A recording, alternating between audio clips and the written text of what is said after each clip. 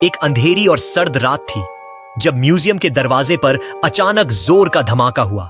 Security guard घबराते हुए उठ खड़ा हुआ और दौड़कर दरवाजे की ओर बढ़ा। उसकी सांसें तेज हो रही थीं, हाथ में टॉर्च और दिल में डर। वह धीरे धीरे दरवाजे तक पहुंचा और जैसे ही उसने उसे खोला, एक ठंडी हवा का झोंका अंदर घुस गया। अंदर घुसते ही उसकी नजर खजाने के कमरे पर पड़ी, जो पूरी तरह खुला था।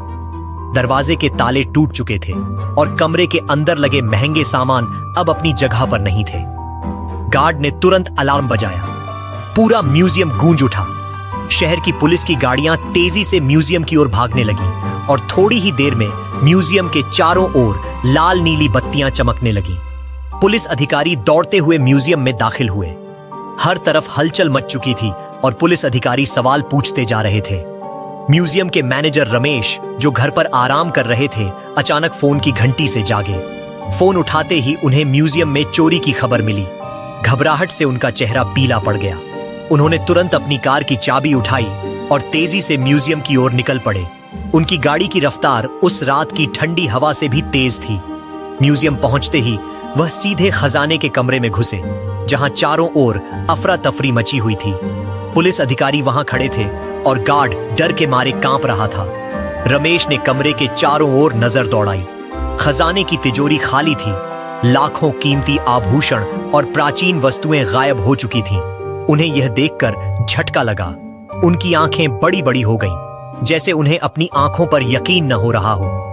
पुलिस अधिकारी तुरंत हरकत में आए और सुराग ढूंढने में लग गए। उन्होंने कमरे की तलाशी ली, लेकिन वहां कोई खास निशान नहीं था। फिर उन्होंने म्यूजियम के सीसीटीवी फुटेज देखने का फैसला किया। सीसीटीवी फुटेज में एक लड़का और एक लड़की दिखाई दिए। दोनों ने म्यूजियम में चुपचाप प्रवेश किया था। उनके कपड़े लगभग एक जैसे थे, काले रंग के। लड़के के बाल छोटे थे और लड़की के बाल लंबे। दोनों ने मास्क पहना हुआ था। फुटेज में दोनों के हाव भाव तेज और प्रोफेशनल लग रहे थे। वे बिल्कुल बिना घबराहट के म्यूजियम में घूम रहे थे, जैसे उन्हें पहले से पता हो कि उन्हें क्या करना है। उनकी चालों में आत्मविश्वास था। रमेश और पुलिस अधिकारी हैरान रह गए। दोनों ने एक दूसरे की तरफ देखा और समझ गए कि यह कोई आम चोरी नहीं थी। यह चोरी प्लान करके की गई थी। लेकिन सवाल यह था कि इतनी कड़ी सुरक्षा के बावजूद ये लोग म्यूजियम में कैसे घुसे। रमेश ने पुलिस से कहा, मुझे लगता है कि यह कोई पेशेवर चोर हैं। इन्हें हमारी सिक्योरिटी के बारे में सब कुछ पता था, लेकिन सवाल यह है कि इन्हें यह जानकारी किसने दी। पुलिस अधिकारी तुरंत जांच में जुट गए। उन्होंने म्यूजियम के सभी कर्मचारियों से पूछताछ शुरू कर दी। हर किसी का बयान लिया गया, लेकिन कोई भी संदिग्ध नजर नहीं आया। गार्ड्स से लेकर सफाई कर्मियों तक सभी का बैकग्राउंड चेक किया गया। सब कुछ ठीक लग रहा था, लेकिन मामला सुलझने के बजाय और उलझता जा रहा था। रमेश ने कुछ सोचते हुए कहा, इस चोरी का असली मकसद क्या है? यह केवल खजाने की चोरी नहीं हो सकती। यहां जरूर कुछ और भी है। रमेश ने अपने एक पुराने दोस्त चिराग को बुलाने का फैसला किया।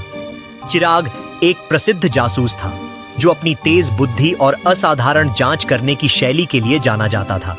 जब चिराग को इस मामले की जानकारी मिली, तो वह तुरंत म्यूजियम की ओर चल पड़ा। म्यूजियम पहुंचते ही उसने सीसीटीवी फुटेज ध्यान से देखी। उसकी नजरें स्क्रीन पर टिकी रहीं, जैसे वह कुछ बड़ा देख रहा हो। चिराग ने रमेश से कहा, इन दोनों की चालों से साफ जाहिर है कि यह दोनों यहां खजाना चुराने नहीं आए थे। इनका असली मकसद कुछ और है। हमें यह पता करना होगा कि वह क्या है। रमेश ने चिराग को एक नक्शा दिखाया, जो चोरी हो चुका था। यह नक्शा म्यूजियम के सबसे गहरे और रहस्यमयी हिस्से में रखा था। चिराग ने नक्शे की कॉपी ध्यान से देखी। उसमें खजाने के रास्ते की 5 स्टेजें थीं और हर स्टेज बेहद खतरनाक और मुश्किल थी। कोई भी आज तक इन स्टेजों को पार नहीं कर पाया था। चिराग ने नक्शा देखकर कहा, यह नक्शा सिर्फ खजाने तक का रास्ता नहीं दिखाता, बल्कि यह खजाने तक पहुंचने की चुनौती है। हमें जल्दी करनी होगी, क्योंकि चोर शायद पहले ही इसे हासिल करने की कोशिश कर रहे हैं। चिराग ने रमेश से कहा कि वह खुद इन 5 स्टेजों को पार करेगा और चोरों से पहले खजाने तक पहुंचेगा। चिराग ने अपना सामान पैक किया और नक्शे के पहले चरण की ओर निकल पड़ा। पहले चरण में उसे एक खतरनाक और घने जंगल से गुजरना था। जंगल में अजीब अजीब आवाज आ रही थी, जैसे कोई उसका पीछा कर रहा हो। चिराग का दिल जोर से धड़कने लगा, लेकिन उसने अपने कदम नहीं रोके। जंगल के बीच में उसे एक इंद्रधनुषी पेड़ दिखा जो नक्शे में दर्ज था। पेड़ पर रंग बिरंगे फल लटक रहे थे।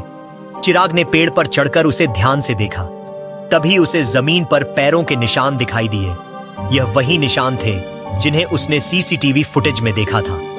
उसे समझ में आ गया कि चोर उससे पहले यहां से गुजरे हैं। चिराग ने नक्शे की ओर देखा और अगले चरण की ओर बढ़ा। अगला चरण एक गहरी गुफा थी, जहां हर कदम पर मौत का खतरा था। गुफा में घुसते ही उसके ऊपर एक जाल गिर गया। चिराग ने तेज दिमाग से काम लिया और वहां लगे 4 बटन, काला, सफेद, लाल और पीला, देखे। वह बटन दबाने की सोचने लगा। उसे समझ में नहीं आ रहा था कि सही बटन कौन सा है, लेकिन उसने अनुमान लगाते हुए काले बटन को दबा दिया।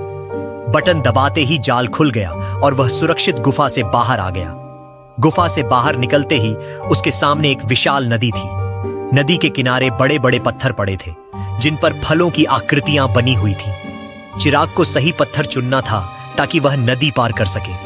उसने ध्यान से सभी पत्थरों को देखा और वह पत्थर चुना जिस पर बिना बीज का फल बना था। उसने सही पत्थर पर कदम रखा और सुरक्षित नदी पार कर ली। अब उसके सामने एक और चुनौती थी। उसे एक विशाल और चिकनी चट्टान पर चढ़ना था। चट्टान इतनी चिकनी थी कि हर बार जब वह ऊपर चढ़ता तो नीचे फिसल जाता। लेकिन चिराग हार मानने वालों में से नहीं था। उसने अपनी पूरी ताकत से चट्टान पर चढ़ना जारी रखा।